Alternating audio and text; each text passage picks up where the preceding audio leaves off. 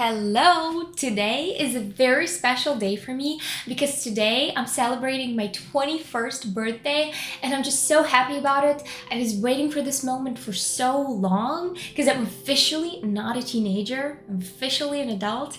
And in this video, I decided to take like 20 minutes to discuss all of the main lessons that I learned along the way. And this video is definitely going to be interesting for both men and women, for people of all the genders, all of the ages, but I think it's going to bring the most benefit to all of the girlies who are younger than 21, because all of the things that I'm going to be talking about in this video are the things that I wish I knew when I was younger. If I knew even half of these lessons when I was 14, I would save myself so much sweat and so many tears, and I would just generally have a much easier time in life. So I think you should listen carefully because I'm speaking solely from personal experience. But why should you even listen to me? Like, I understand that it's a valid concern, it's a valid question, because to you, I'm a random person on the internet. But I think that I'm generally a very, very happy person. I study at one of the best universities in the world, at an Ivy League. I have a full scholarship, full merit-based scholarship where I don't have to pay for education at all. I'm currently on my gap year, traveling the world, doing the things that I love, learning the things that I love. And as I said, I'm generally a very happy person. So if you are interested in my personal journey, here are 21 life lessons that I learned. And first, I'm going to talk about relationships and social dynamics, and then I'm going to move on to personal development, career, studying, and stuff like that. First, some friends are leaves, some are branches, and some are roots. Not everyone's gonna be your friend forever, and it's completely normal because every person has a lesson that they have to teach you. They have a role that they have to perform in your life, and once they're done, they might go, and it's completely normal because sometimes we switch careers, we switch cities, countries, and some people that were in the close vicinity to you, they might go and you might not ever talk to them again. But some people are going to stay, and you have to treasure them, you have to value them, and you have to understand that those are the most valuable connections that you're gonna have. Don't share your goals with anyone except maybe your family. The thing is, sometimes when you share your goals, a person can very positively react, and you might mistake it. Your brain might mistake it for achievement. Your brain might give you a lot of positive reward for the fact that you just told someone about your goal, which makes you feel like you already achieved that goal, which is not actually true. Another reason is that sometimes when we share our goals, we might start feeling judged or rushed because we know and we realize that other people are watching every step that we take, they're watching our improvements, and I think it's much easier to work towards your goals when no one is watching you and when you're doing it solely for your internal desire, not to impress anyone else. Turn your envy into inspiration. Envy is a normal and healthy feeling, but the way you react to it is what matters. So whenever you feel envious, you have to think about the trigger. What triggered you? What is the thing that you really want to have, but you're not sure that you can have it? Embrace this feeling. Why do I think that I can't have it?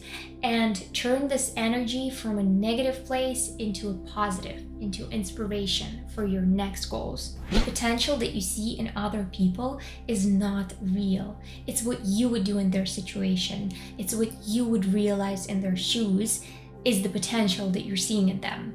And let me just try to explain this a little bit. Let's say you have a friend who's pretty good at art, but she's not really pursuing anything related to art. She sometimes can draw, but she doesn't really want to, and you're telling her, oh, you should apply to this art school. This is like the best in the country. You're definitely gonna get in if you work hard enough. You should apply with your artworks to different art contests.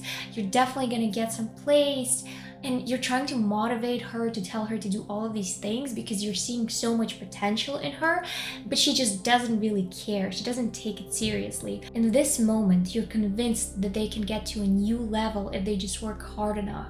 But if they don't work on it, if they're not interested, they will never realize the potential that you're seeing in them. Now let's move on to personal growth and self-reflection. And first and most important thing, don't do something because everyone else is doing it. Don't do something because everyone else is saying that it's the right thing, is the best path. Because most of my successes in life happened because I was doing things that were untraditional, unconventional, above and beyond, unnecessary, too much. Why is she putting herself out there so much? What is she doing? Who does she think she is? All of these things. And I think the most important lesson is that if you act like everyone else, you'll stay like everyone else. Don't overcomplicate your life with meaningless activities and meaningless meetings. Don't say yes to everything, because being busy does not necessarily mean that you're productive. It more likely means that you have a problem with time management. So please practice essentialism and have a more so free schedule. Don't push yourself into careers or places that you hate.